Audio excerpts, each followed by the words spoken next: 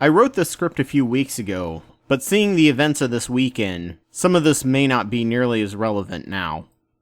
In the past few months, Nancy Pelosi's approval rating has dropped like a rock among the left, painting her as an enabler, timid or worried about upsetting Trump's base too badly by not calling for an impeachment vote. The Mueller report gave a very clear roadmap for impeachment, and he all but said it's up to Congress now to impeach.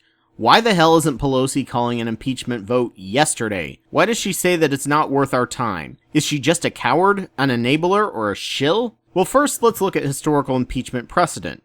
First, we have Andrew Johnson, who barely broke the law in many gray areas, but the Republicans hated him because he kept helping out the former slave owners, giving them their land back if they kissed his ass, thereby stripping the land they were going to give the former slaves for their 40 acres and a mule. The official 11 articles of impeachment were written up, and the case moved to the Senate. March 30th, the trial began, with the Chief Justice presiding over the Senate, where they acted as jurors. Johnson could do pretty much nothing during the impeachment because everything was about finding out if he was guilty.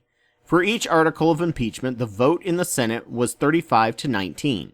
But to remove a president requires a 2/3 vote, so it failed on every count just one vote short. The view of the moderates was that this was his last year, they wanted Grant to run, and if Johnson was removed from office, the presidency would go to a radical Republican with some lightly socialist ideas who thought that women deserve the vote. Senator Ross of Kansas cast the deciding vote, and it's believed he went with the money, and business interests preferred to let Johnson serve out his term. The problem with this case was that there was no inquiry into if the articles of impeachment should have been written up in the first place. It was incredibly knee-jerk, and they didn't have a strong case to convict. It was also near the end of his term. Next we come to Nixon. This time the House had created an impeachment process to ensure they would have evidence collected already, instead of just flying off the handle and impeaching anyone they didn't like. In May 1973, the special counsel Archibald Cox was sworn in to investigate the Watergate break-in to discover everyone involved and how deep it went. In October of that year, Nixon fired the Attorney General and the Assistant Attorney General until he found the next person in line who would fire the special counsel. This is what broke the Democrats to file for articles of impeachment. They started the formal impeachment process, starting with an impeachment inquiry in February 1974. It went through the House Judiciary Committee. The impeachment hearings started in May of that year. In July, they recommended articles of impeachment. In September, they were going to go up for a vote in the House. Nixon resigned, ending the impeachment process, specifically because the Senate was not on his side. This did not include the Senate trial that takes months as well. Lastly, we come to Bill Clinton. In January of 1994, Robert Fisk was appointed to special counsel to oversee the Whitewater investigation by Newt Gingrich under some iffy circumstances. Ken Starr replaced him in August due to new ethics laws about special counsel independence. The case expanded into Paula Jones and then the Monica Lewinsky affair, so the whole investigation took around 4 years. The Starr report took until September of 1998 to finish up. When the American people found out that the articles of impeachment were lying under oath about the Lewinsky affair and obstruction of justice in the Paula Jones case, the American people voted that they were fed up with Newt Gingrich for even bringing the case up in the first place and gave the Democrats even more seats in Congress, ending Gingrich's House leadership. In December of 1998, the House officially passed the articles of impeachment. In January of 1999, the Senate held an impeachment trial. On February 12th, both articles of impeachment, being lying under oath and obstruction of justice in Paula Jones cases, were struck down. So why isn't Pelosi impeaching right now? The Whitewater case took 4.5 freaking years to come to a vote because the scope of the investigation kept expanding more and more. We have Mueller's case, which discusses Trump's involvement and knowledge of Russian attacks on our election, which Mueller couldn't find sufficient evidence for, and obstruction of justice, which, because this is about the president, and he can't have a trial to clear his name, he is not allowed to be formally charged, which leaves it up to Congress.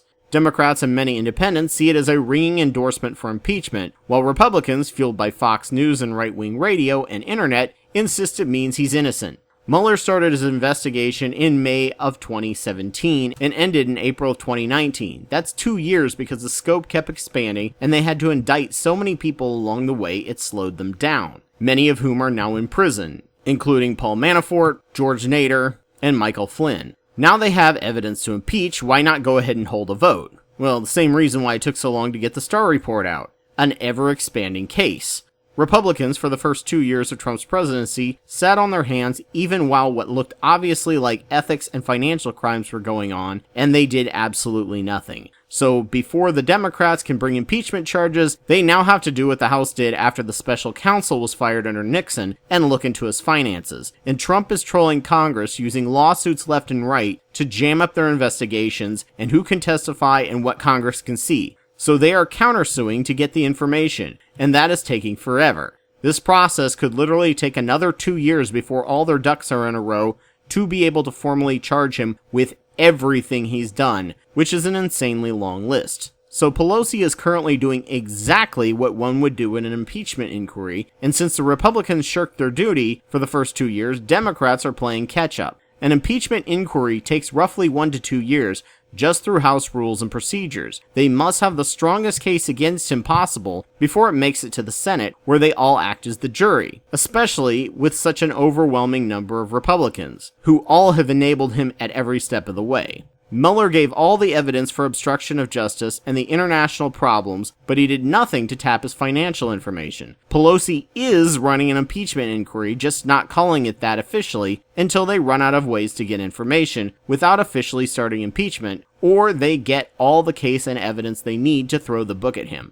At the beginning of the impeachment hearing, the idea of senators removing Nixon was unthinkable, but as they turned up more and more evidence, his polls dropped to 25%. Trump's polls are between 35 to 45%. Unless he became more baggage than a buoy, calling for an impeachment vote without a full impeachment inquiry would be like going to a jury vote without all the evidence, which just makes you look inept and petty. You go with all the charges or none. In all reality, I'm betting she will release the report of all they have around September of next year, like the Ken Starr report. Any later than that is possibly illegal. And then she will let the American people decide in the 2020 election. Of course, now that Mueller has given open testimony, 4 members of the House Judiciary Committee have officially opened impeachment investigations, which makes this entire video kind of null, but it does explain why Pelosi was so hesitant to start impeachment in the first place. So thank you so much for joining me on my podcast. I'm sure there was nothing controversial about this, and everyone will happily get along in the comments section, which you can do on the YouTube version of this video, link in the show notes. Just a reminder that I'm Anubis 2814 on YouTube, and I have over 500 videos on different topics that I've made over the past 10 years. Please subscribe, and if your podcast site has the option, give me a like or review. If you think what I have to say informed you, consider supporting my Patreon. I'll be doing this podcast weekly and try to get it out on the same day, so I hope to see you here next week, ready to be filled with new ideas. Take care. A big thank you goes out to Elias Garcia Guevara and Joe Taylor, who sponsor the show at $10 a month at the Wapawet level on Patreon. Please consider donating as well if you can, and thank you all for listening.